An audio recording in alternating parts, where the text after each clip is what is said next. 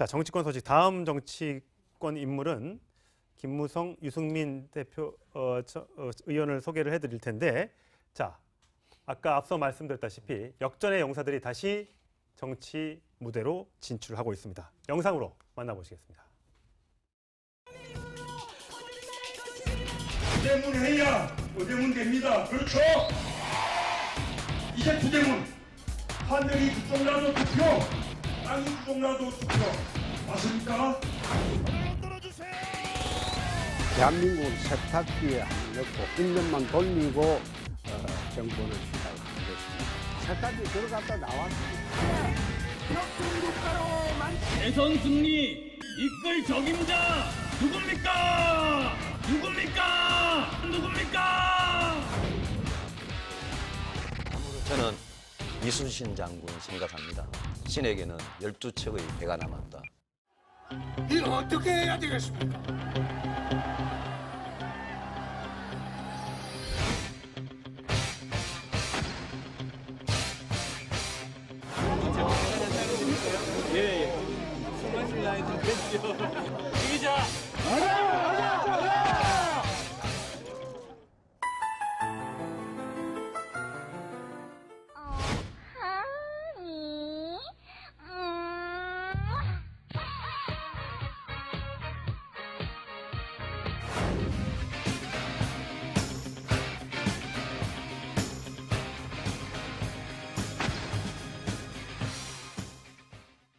네, 대선이 끝난 지 이제 4개월 정도 됐는데 아주 옛날처럼 느껴지네요. 자, 한 명 한 명 소개를 해드리도록 하겠습니다. 자, 김무성 의원과 유승민 의원입니다. 아까 좀 전에 영상에서 만나봤던 사진 여기 그대로 옮겨놨습니다. 네, 남자끼리 뭐 하는 건지 모르겠습니다. 아, 술 먹고 좀 이런 거는 좀 안 했으면 좋겠습니다. 네. 뽀뽀는 했지만 제목은 이렇게 달아봤습니다. 뭐 지금 돌아가는 사정 잘 알고 있습니다. 이해운 대표의 이제 전 대표의 낙마로 과연 바른정당의 새 대표, 그러니까 비대위원장으로 누가 될 것인가. 이제 두 사람이 거론이 됐는데 유승민 비대위원장 쪽으로 가는 것으로 거의 좀 굳어지는 분위기였는데 김무성 대표 전 대표 측에서 조금 그 제동을 걸었다 이런 얘기가 들립니다. 사실은 굉장히 선정적이거든요. 네. 선을 넘었잖아요. 그래서 넘었죠. 우리가 상상하는 선을 넘어서 생각지 못한 일까지 할 수 있다는 걸 보여주는 거거든요. 네. 그런 점에서 조금 아쉽습니다. 그래서 국회의원 20명 되는 데서 지금 누가 봐도 좀 위기인 상황에서 비대위 체제를 세우고 또 의견이 다수는 어느 정도 뭐 공감대가 되어 있는데 그 저렇게까지 했는데 그 어떻게 보면 크다면 크지만 작다면 작은 결론일 수도 있는 것들이 합의가 안 된다는 네. 거예요. 그러니까 그동안에 이제 대선 과정에 있어서도 두 사람이 예. 생각이 좀 다르다. 그래서 예. 이제 그러니까 김무성 전 대표 측에 한 20명 정도 되는 사람들이 한국당으로 복당을 했잖아요. 예. 그때부터도 계속 삐걱거리면서 대선 실패의 요인이 여러 가지가 있겠지만 예. 뭐 그렇게 당내 통합도 잘 못했던 것이 이제 아마 하나의 요인으로 꼽히는 것도 있는데 예. 대선이 끝나고 나서도 결국 화합하지 못한다는 얘기가 계속 들리는 거 아니겠습니까? 예. 그래서 뭐 두 분이 정치를 같이 해오신 게 벌써 한 20 몇 년 되기 때문에 서로 잘 알고 친하기도 하고 또 생각의 차이도 어디에 있다는 걸 이제 알기도 하는데 지금 형식상으로는 이제 보수 대통합에 대해서 김무성 대표는 적극적인 통합, 또 유승민 대표는 그 자강론, 자강 이후에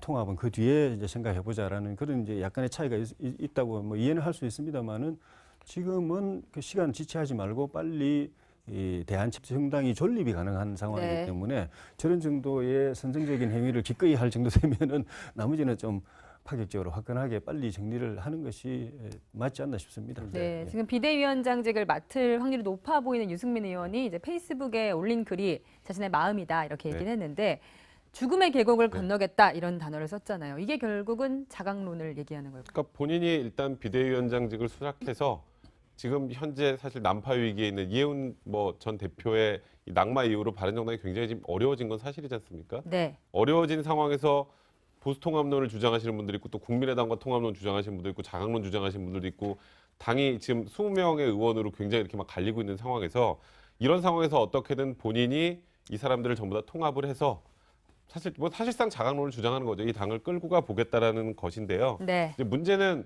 일단 김무성 대표 어제 저렇게 조금 전에 말씀하셨던 것처럼 깜짝 놀랄 정도의 사진까지 연출하면서 우리는 절대 싸우지 않아요. 우리는 충분히 하나가 될 수 있어요라는 그런 모습을 보여주긴 했으나 김무성 대표는 마지막에 그런 얘기를 그냥 주호영 원내대표가 대행하면 되지 않나라는 얘기를 하셨다는 걸 보면 유승민 뭐 이제 비대위원장 체제로 가게 되면 자강론이 너무 이제 또 이 당내 대세가 되면서 또 좀 이렇게 비주류로 몰릴 가능성까지 염두에 두는 상황, 그런 것들을 보고 있으니 국민들 입장에서 사실 보수의 새로운 가치, 새로운 혁신을 하겠다는 바른정당이 자꾸 저런 삐그덕거리는 모습을 보이니까 바른정당이 그 초기의 뜻과 다르게 지지율이 많이 못 오르는 하나 원인이 되는 게 아닌가 싶습니다. 근데 우리 정치인들은 꼭 입술 주면 뭐 그렇다 뭐 이렇게 얘기도 하는데 입술까지 서로 나눴는데 바로 그 다음 자리에서 바로 김무성 전 대표가 아 우리 이제 권한대행 체제가 나을 것 같다 이렇게 얘기를 해버리면 네. 그러면은 바른정당은 앞으로 계속 가는 데 있어서 이렇게 서로 간에 화합이 안 된다는 걸 보여주는 거나 마찬가지잖아요. 그러니까 차라리 저런 자리에서는 그냥 한번 그렇게 서로 아 이제 화합하는 모습 보여줬으면 꾹 참고 조금 지나고 난 다음에 얘기했으면 어땠을까. 근데 바로 모임 끝나자마자 김무성 의원이 저런 얘기를 했거든요. 비대위 체제보다는 권한대행 체제가 낫다 이렇게 얘기를 해버렸다는 것은 아무리 서로 간에 화합을 하려고 해도 화합이 안 되는 거라는 걸 보여주는 상징적인 네. 장면일 수 있다는 생각이 들어요. 꼭 카메라 앞에선 저렇게 친한 척하고 악수하고 뽀뽀하고 포옹하고 해놓고 카메라 기자들만 빠지면 할 소리 다 하는 모습. 자, 국민들이 그래서 정치인들을 믿지 못하는 것 아닌가라는 생각이 좀 듭니다. 자, 다음 인물은 빨간 넥타이의 사나이 홍준표 자유한국당 대표입니다. 네, 빈손 복귀. 홍준표 대표가 뭐 이 소리를 들으면 좀 싫어할 수도 있겠습니다만 일단 장외투쟁 뭐 한 일주일 만에 접고 당 이제 국회 안에서 싸우겠다라고 하면서 복귀를 선언했습니다. 그러면서 이제 지난번에 집회를 주말에 했는데 이 우리가 엄청 많이 왔는데 이거를 또 추산 안 해준다고 해서 쓴소리를 또 경찰 쪽에 했다면서요? 예, 홍 대표가 경찰하고 언론을 싸잡아서 비판을 했는데요. 지난주 금요일 날에 그 장애 집회를 금요일 날에 코엑스에서 했습니다. 네. 강남 코엑스에서 했는데 홍준표 대표 주장으로는 10만 명이 모였다. 근데 그럼에도 불구하고 경찰은 집회 인원을 추산하지도 않았고 또 이렇게 많이 보였는데 언론은 다루지도 않았다. 네. 라고 하면서 혀를 찼다라고 하는 이제 그런 보도가 있었습니다. 근데 과거에 한참 그 촛불 집회 많이 있었을 때 반대쪽에서 아니 그만큼 모이지도 않았는데 무슨 100만이냐 80만이냐 뭐 이렇게 발끈한 적도 있었고 또 본인들이 또 반대 집회 이제 그 탄핵 반대 집회하면서 또 숫자를 또 부풀리기도 했었고 그래서 그 다음부터는 발표하지 말자 괜히 이게 무슨 뭐 진짜 숫자 갖고 새노름하는 것도 아니고 그랬던 거 아니에요? 그러니까 홍준표 대표도 다 아실 거예요, 그거. 뭐 그때 뭐 어쨌건 대선 준비하면서 그 당의 중심에 있었는데 그 이런 내용을 모를 리가 없는데 홍준표 대표가 이런 말씀을 하시는 건 지금 정권이 경찰까지 다 통제하고 언론도 다 통제해서 우리가 이렇게 많이 모였는데 이걸 언론도 안 오고 경찰도 우리 세주지도 않았다. 그러니까 우리는 정권에 탄압당하고 있고 정권이 지금 모든 걸 장악하고 있다. 이 얘기를 하시고 싶은 건데요. 사실 이거 어차피 뉴스로 나가서 다 압니다, 국민들이. 왜냐하면 말씀하셨던 것처럼 촛불 집회와 태극기 집회가 굉장히 격렬하게 사실 소위 숫자 경쟁을 했던 그런 시점이 좀 있었습니다.